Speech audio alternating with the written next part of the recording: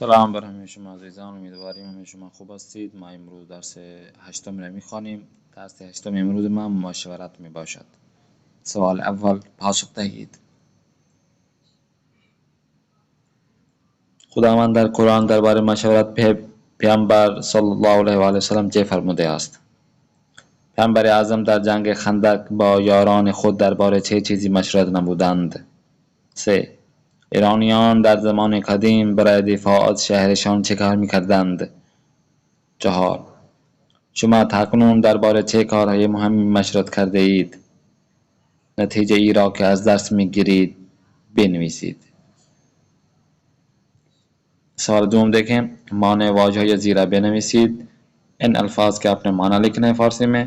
توکل کردند، دانا، آگاهی، موضوع، دفاع، کفار. سوال سوم جمله بنانا ہے اپنے.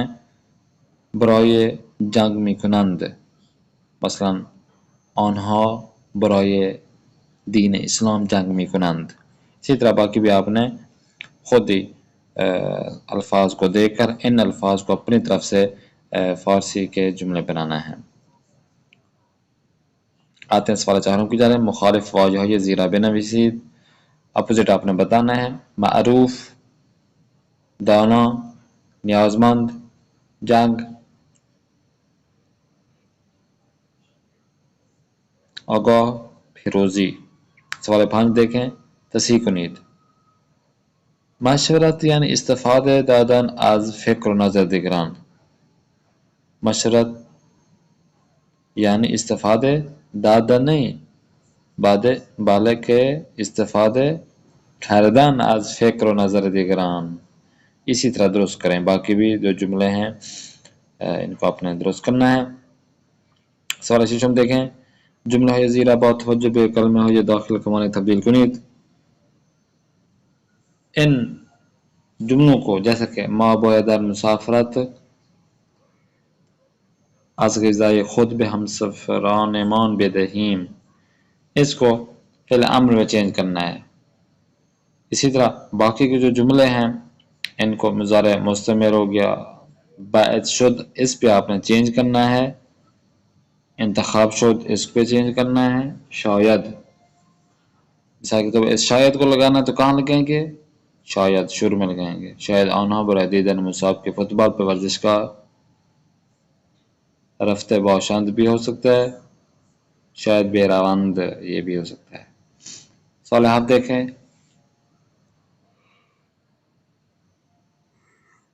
با توجه به نکته دستوری درس به کلمه های زیر پیشوند با و بی اضافه کنید و معنی آنها را بنویسید.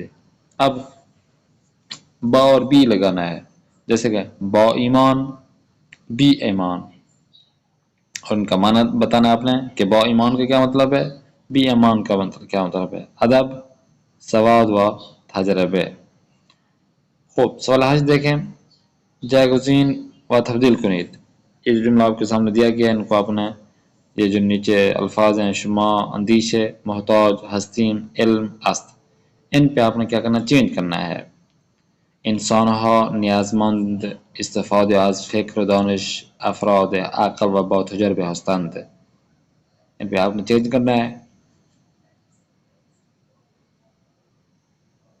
9 نشان مفعولی را و حروف اضافه مناسب درباره با، به، در، از روی، برای. ان کو آپ نے یہ جو آپ کے سامنے خارج جگہیں ہیں یا جملے دیے گئے ہیں ان جملوں میں یہی جو حروف تاجی ہیں وہ مفعول کی نشانی ہیں، از، بے، با، روی، در، زیر. تو ان کو آپ نے یہاں پہ لگانا ہے مناسب جملوں میں کہ بھئی میرے خیال میں یہ جو جملہ آ رہا ہے اس جملے میں یہ والا از لگے گا، بے لگائے گا، رویے یا دار، زیر. یہ جو آپ کو مناسب لگے ان جملوں کو آپ پڑھ کر پھر آپ یہ مفعول کی نشانیاں آپ لگا سکتے ہیں. آتے ہیں املا کی جانب. تمرین املا جو ہے یہ جو الفاظ ہیں آپ کے سامنے وہ جو ہے یہ مہم املا درس. اس درس کے جو مہم املا ہیں جو لکھے گئے ہیں ان کو آپ نے کاپی پر لکھنا ہے تاکہ آپ کی ہینڈ رائٹنگ درست ہو سکے. خوب. 2 حروف مناسبہ در جای خالی بنویسید.